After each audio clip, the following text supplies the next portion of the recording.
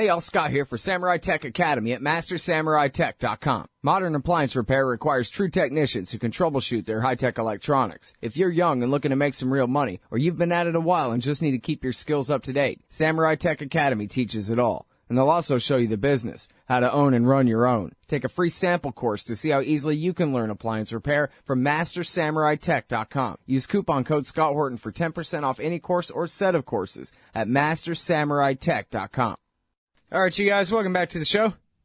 I'm Scott Horton. It's my show, The Scott Horton Show. And I'm stalling for time because I'm trying to pull up Reese Erlich's Amazon page so I can tell you about all the things that he wrote. Inside Syria, the backstory of their civil war and what the world can expect. Conversations with terrorists, Middle East leaders on politics, violence, and empire. The Iran agenda. The real story of U.S. policy and the Middle East crisis. Target Iraq, what the news media didn't tell you. Dateline Havana. Are you catching on here? Yeah, he does good journalism, man. Here he is at the Global Post and at USA Today. Iran's Jewish community gets behind nuclear deal with U.S. Welcome back to the show, Reese. How are you? I'm doing well. Thanks for having me. Very happy to have you back on the show. And very interesting read here. Don't get too much journalism by Americans out of Iran, so tell us all about it. What do you know?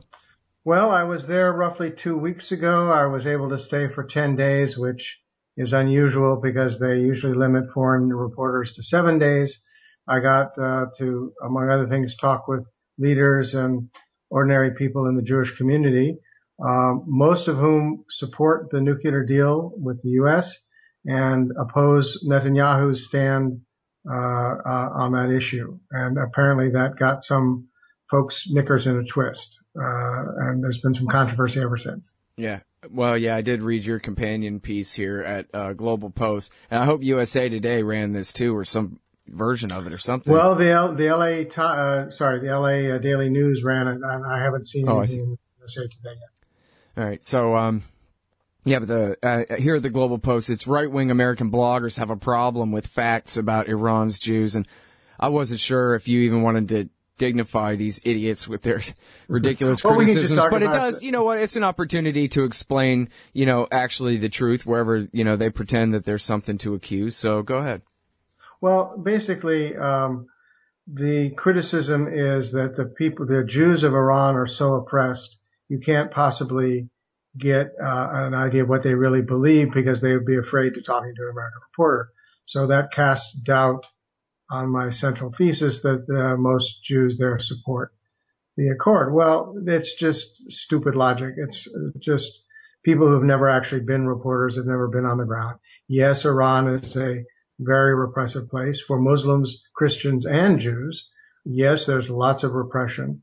But people will also speak honestly to reporters, particularly since Ahmadinejad was voted out of office and the new president is in. There's a more moderate atmosphere.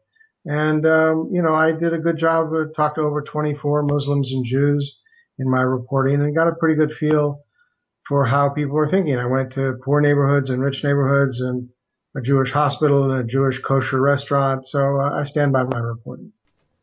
Well, and so when you talk to these people, I don't know what the hell. I've never been to Iran. Is it a absolute totalitarian North Korean nightmare where they really are terrified to say what they mean to each other, to you? No, it's not. And I've been in countries where it's that kind of totalitarian atmosphere. And basically people won't talk to foreign reporters at all. I must have gotten at least a dozen person in the street type interviews while I was there. And I do this on every trip, by the way. I've been reporting there since 2001. There are red lines. That is, people will talk to you, but you don't criticize Ali Khamenei, for example, the supreme leader. You always, if you disagree with him, you say it's his advisors who are giving him bad advice. But you definitely don't criticize the supreme leader. So it's not like there's freedom of speech or freedom to organize. Certainly, we saw in 2009 how the government brutally repressed people protesting what they saw as fraudulent elections.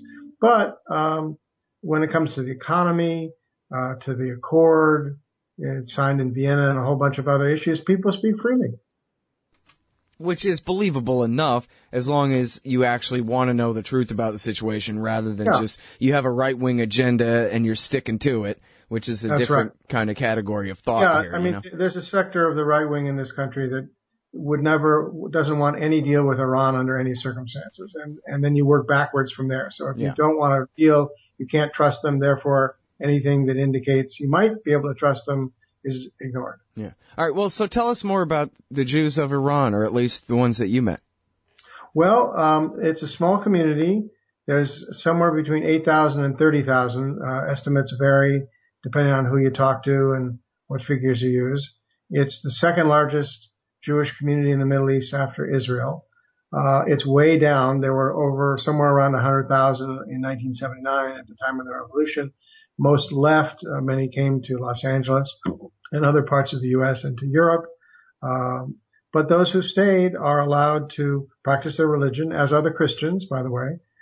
There's no guards in front of the Jewish temples. They have 6 functioning temples in Tehran and 6 kosher restaurants. There's Hebrew schools. When it comes to the practice of their religion, they're free to do so. And politically, they're subject to all the same restraints that all Iranians are. But that's a whole different question. Mm-hmm. Well, and they have representation in the parliament, correct? Yes. Yeah, it goes back to even before 1979. There's a tradition of having Christian, Armenian, and Jewish representatives in the Majlis, or in the parliament. And that continues. It's a way to get kind of affirmative action, if you will. It's a way that they think they're protecting the rights of minorities. Now, the problem, of course, is that the Majlis is a body that is severely constrained. The clerics control who gets to run for it.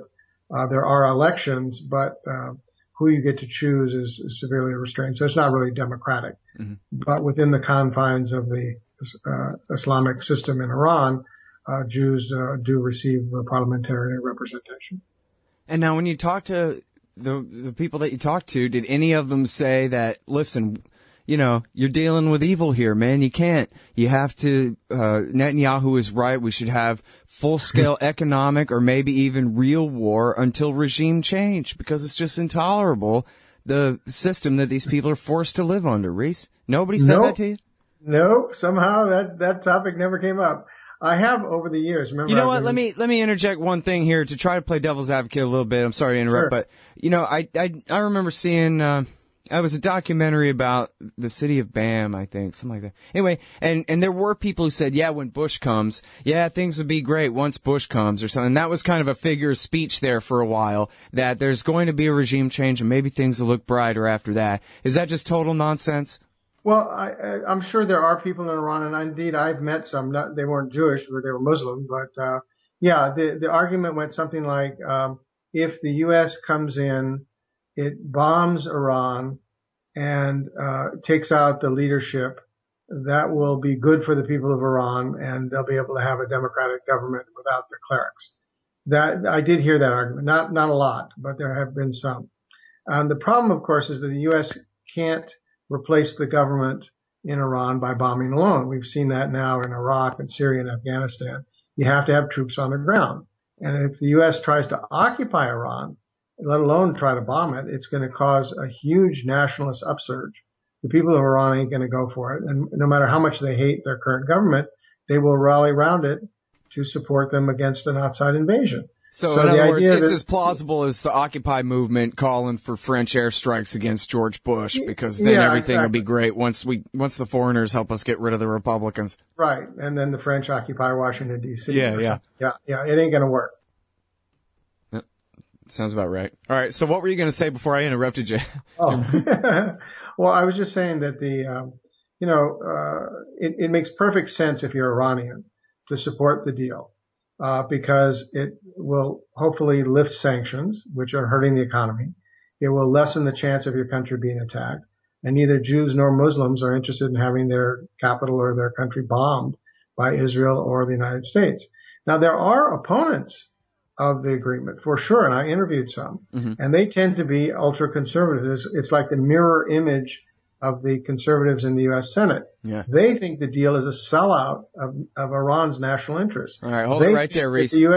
It's like everything the right wing says here flipped on its back. So the U.S. is going to use the inspectors to insert spy devices.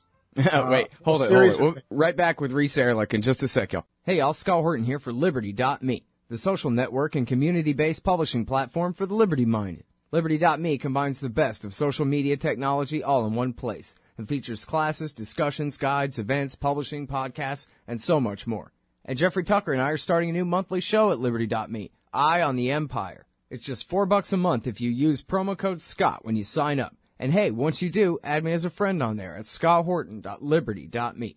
Be free. Liberty.me. All right, y'all, welcome back.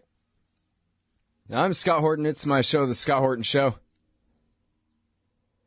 I'm talking with Reese Erlich. He was recently running around Tehran asking people what they think of the nuclear deal, including went to a restaurant where Jews like to hang out and asked them what they thought. They were all for it. They don't want to be bombed. Can you believe that?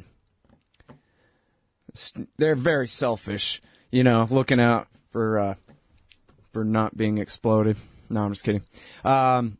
So then Reese, you're saying the only people who you found, are you really being serious? The only people you found, no exceptions, the only people you found who oppose the deal were people who were right-wing hawks in Iran. Oh, absolutely. Yeah. There's no, nothing that parallels the U.S. objections, the conservatives here. The people who, and I went to Friday prayers, I went to restaurants, I just stopped people at random on the street, I went to student outside the university. So I really went to a wide variety of different places. And the conservative argument in Iran is that, the U.S. will, has hornswoggled Iran, they've gotten too much. It's not mentioned here, but it's true that Iran is giving up so much uranium enrichment that they won't even have enough uranium to power their one existing nuclear reactor. They're going to have to import nuclear fuel from Russia or somewhere just to keep their current reactor running. And that's considered a sellout by the conservatives in Iran. Which it is. But, hey, what are you going to do when you're up against Hitler? But, hey, try to appease him. I mean, it's not like you can field an army in Czechoslovakia, right? Why are you going to guarantee the freedom of Czechoslovakia? So... Yeah. No, I mean, that's their position that they're in. They have to appease us. And I've been seeing all this propaganda. Oh, the Iranians, they're dancing in the streets. Like, to a man, all the civilian population of Iran, they're all just a bunch of devils out to get us. And the fact that they're celebrating can only mean one thing: our impending doom. And it's not at all. It couldn't be that, hey, maybe now the crippling sanctions will be lifted and trade will be legalized again. Wouldn't that be nice if we didn't have to starve to death or, watch our loved ones die of easily treatable diseases because we can't import any medicine? Yeah, and, we get a lot of propaganda in the U.S. about the sanctions, that they're targeted against the mullahs and the Revolutionary Guard, and they're don't affect medicine or food. That's just hokum.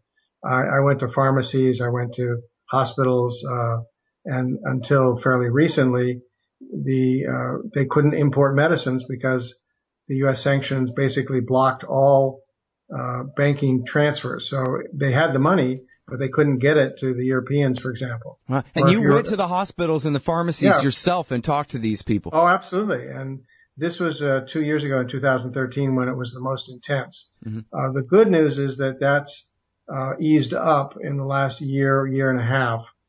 As the talks began in earnest, the U.S. basically told the banks, it's okay. You don't have to keep prohibiting all transfers of money, and the medical crisis eased somewhat. There were still problems with students stuck abroad. Imagine if you're studying in Germany, for example, and your parents can't send you any money. How are you supposed to survive? You're a student, on a student visa.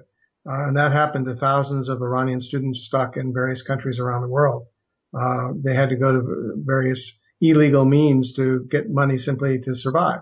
So the sanctions hurt ordinary Iranians much more than it hurt the elite, who actually make a lot of money off of the corrupt dealings to get around the sanctions. Mm.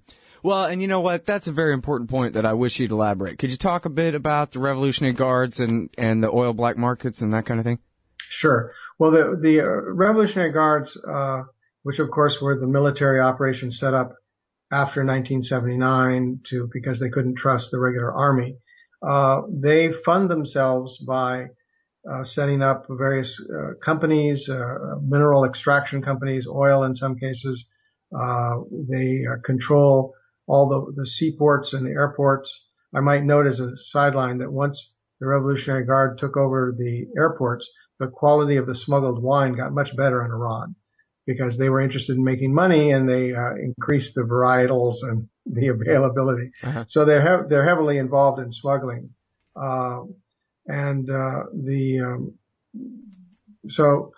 it's a very corrupt system. The people of Iran know it and they resent it. And however, because of the sanctions, the Iranian government was able to point to the U.S., the British, and others and say, look, the problem is not with us, your leaders. The problem is with these outside foreigners who are imposing these sanctions on you. And of course, that argument had some validity, and they were able to, as one economist pointed out to me, they were able to fog the situation up. They were able to make it seem like somebody else was at fault. Whereas when the sanctions are lifted, it will actually make it clearer that the problems in Iran, if to the extent they continue, are because of government policies. Mm-hmm. Yeah, which is just the same as always, right? That's always the Ayatollah's line, is that anybody who opposes them is CIA, or at least that's kind of the implication. Student protesters in the street. We know who's paying your bills, the NED. It's not the implication, it's the direct charge. Yeah.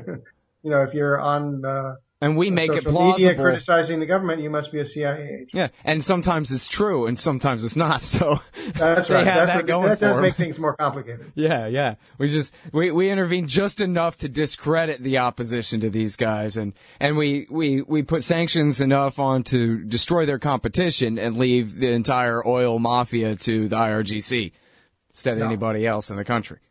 Yep. All right, so now, that explains why they would be attacking the deal from the right in Iran for their own selfish interests. But it looks like, I guess, if the Ayatollah's on board, then we're just waiting on the Congress. Otherwise, the Iranian, there's nobody in Iran could stop it now, right? On their end. Not quite. It's the most likely scenario is that the Supreme Leader, who has not yet taken a stand on this, will come out in favor of it once the U.S. Resolves the issue and supports it. However, if somehow the conservatives in the Senate, for example, get enough votes and in the House to override a presidential veto, then all hell breaks loose, and the Supreme Leader will also come out against it and denounce the U.S., and we're back to potential war and all of his previous problems. Well, but that does not seem to be likely at this time. At that point, though, if the deal breaks down all the worst case scenario, do you think at that point they would withdraw from the non-proliferation treaty, or they would just keep their hands up and say, look, the whole world knows that we have a safeguards agreement anyway, and that all this Parchin and PMD is nonsense anyway, and so, fine, the old deal was good enough anyway, or are they going to go ahead and withdraw from the NPT and all that? I don't think they would withdraw from the NPT right away, because that would be counterproductive. If the U.S. rejects it, that makes the U.S. the problem. And they're going to go to the Europeans, the Russians, and the Chinese and say, look, we signed the deal that you all agreed to. You guys lift the sanctions. And the whole sanctions regime becomes unilateral by the United States, and everybody else starts trading to one degree or another with Iran. So it will have the opposite impact of what conservatives in the U.S. charge. I think what the Iranians would do regarding the nuclear program is that, there's something called the additional protocol. Mm-hmm. I don't know if you're familiar with that, but basically it was something that Iran agreed to, extra inspections beyond what's required of all members of the NPT. Right. That they would probably withdraw from. They would keep the current level. I'm sorry, I'm losing your audio a little bit there. I got most of it, but yeah. Can you hear me now? Yeah, go ahead. All right. Yeah, they would continue the level of enrichment. They keep all their centrifuges running. They keep their research facilities. Everything that the U.S. has managed to negotiate for them to give up, they would keep while not having any sanctions against them or not having any meaningful sanctions. Right. I'm sorry. On the additional protocol, you're saying they would not adopt it, or they would go ahead probably and stay with that. Yeah, see, in fact, they haven't adopted it yet. It's pending the approval of the Congress. And on the other hand, they could adopt the additional protocol without any of the rest of this deal. I mean, I don't guess that they would at this point. They could, but that's the things about the SNAP inspections and all that they have a lot of problems with. Right. And they're willing to go along with it as part of a wider deal. But if the U.S. pulls out, why allow that? Right. Yeah. I mean, the reason they were under it before was because they were under the impression, at least they were pretending, they were believing that they were negotiating with the E3 in good faith back in 2003 through 5. And then when it was clear that Bush had instructed the Europeans were not allowed to get anywhere on this, the Iranians went ahead and withdrew from the additional protocol, which they'd never ratified in the first place. So that's exactly right. And remember, the Iranians had made a deal with Brazil and was it Russia? They had Brazil, Turkey, and Iran that would have solved this issue years ago. Yeah, in early 2010. It was denounced by Hillary Clinton, right, and the Obama administration. Yeah, and in fact, at least the way Ray McGovern tells that is that, well, I think it's official that Obama asked them to do it, but when they came out with the, hey, we did it, we came up with the nuclear swap, and it wasn't this all-encompassing kind of deal, but it was a good swap deal to get rid of the 20%, a good start, that kind of deal. And as soon as they did that, Hillary denounced it, and the way Ray tells it, at least he believes that she sandbagged the president on it and laughed it out of court before he even got a chance to say, actually, I asked them to do that, and I appreciate it. And so by the time it was his turn, he could only go along with her on that or something. Although, I don't know. I'm not sure of that version. Because he did ask them to do it. And then they did it, and he went ahead and let them twist into the wind. Yeah, the president of Brazil released the formal letter that he had received from Obama. So there's no question that the U.S. had asked him to do it. Yeah. I think they had a change in policy. I think they thought they could get away with doing more, and they did.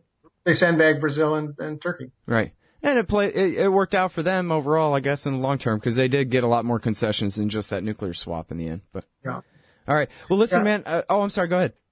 No. I was just going to say I like your theme music, man. It sounds like Super Scott. Oh, cool. Yeah, you know what that was? I think the one you're thinking of was the Spaceballs theme song. Yeah. Oh, is that what it was? It sounded like Superman or something. Yeah. Spaceballs. It's a little bit of a play on that. But man. So, hey, I'm sorry we're over time and I got to let you go. But thanks again for doing the show. I appreciate it, Reese. Good talking to you. Always a pleasure. All right, y'all. That is Reese Erlich. He's at USA Today. That's good news, man. Regularly writing there and at globalpost.com. We'll be right back in a sec. Hey, I'll check out the audiobook of Lew Rockwell's Fascism versus Capitalism, narrated by me, Scott Horton, at audible.com. It's a great collection of his essays and speeches on the important tradition of liberty. From medieval history to the Ron Paul Revolution, Rockwell blasts our statist enemies, profiles our greatest libertarian heroes, and prescribes the path forward in the battle against Leviathan. Fascism versus Capitalism by Lew Rockwell for audiobook. Find it at Audible, Amazon, iTunes, or just click in the right margin of my website at scotthorton.org. You hate government? One of them libertarian types? Or maybe you just can't stand the president, gun grabbers, or warmongers. Me too. That's why I invented LibertyStickers.com. Well, Rick owns it now, and I didn't make up all of them, but still, if you're driving around and want to tell everyone else how wrong their politics are, there's only one place to go. LibertyStickers.com has got your bumper covered. Left, right, libertarian, empire, police, state, founders quotes, central banking. Yes, bumper stickers about central banking. Lots of them. And, well, everything that matters. LibertyStickers.com. Everyone else's stickers suck. Hey, Scott Horton here. It's always safe to say that one should keep at least some of your savings in precious metals as a hedge against inflation. And if this economy ever does heat back up and the banks start expanding credit, rising prices could make metals a very profitable bet. Since 1977, Robertson Roberts Brokerage Inc. has been helping people buy and sell gold, silver, platinum, and palladium, and they do it well. They're fast, reliable, and trusted for more than 35 years. And they take Bitcoin. Call Robertson Roberts at 1-800-874-9760 or stop by rrbi.co.